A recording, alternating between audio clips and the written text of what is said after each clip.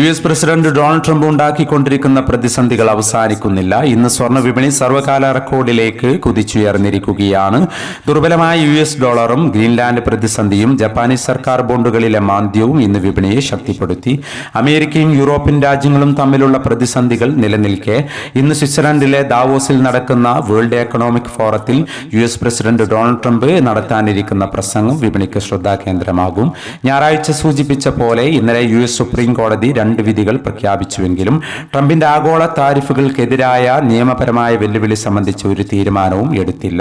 കൂടാതെ മറുവശത്ത് കഴിഞ്ഞ വർഷം ജൂലൈയിൽ അമേരിക്കയുമായി ഉണ്ടാക്കിയ വ്യാപാര കരാറിനുള്ള അംഗീകാര പ്രക്രിയ താൽക്കാലികമായി നിർത്തിവെച്ചതായി യൂറോപ്യൻ പാർലമെന്റ് പ്രഖ്യാപിച്ചു. ഇത് ട്രംപിന്റെ ഏറ്റവും പുതിയ സമ്മർദ്ദ തന്ത്രങ്ങൾക്കുള്ള യൂറോപ്യൻ യൂണിയന്റെ ആദ്യ പ്രതികരണമായിട്ടാണ് കണക്കാക്കപ്പെടുന്നത്. ഇന്നലെ 4 തവണയാണ് സ്വർണ്ണവില പ്രഖ്യാപനമുണ്ടായത്. 4ാം തവണ സ്വർണ്ണവില പ്രഖ്യാപിക്കുമ്പോൾ അന്താരാഷ്ട്ര മാർക്കറ്റിൽ ഔൺസിന് $4,726 പരിധിയിലായിരുന്ന സ്വർണ്ണവില ഇന്ന് $4,840 പരിധിയിലേക്ക് കുതിച്ചുയർന്നിരിക്കുകയാണ്. ഇന്നലെ രാത്രി തങ്കവില ഗ്രാമിന് 14,840 രൂപയായിരുന്നു.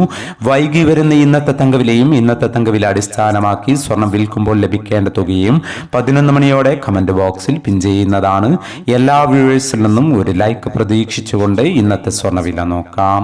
ഇന്ന് പവന് 3,680 രൂപ കൂടി. ഇന്ന് 21/1/2026.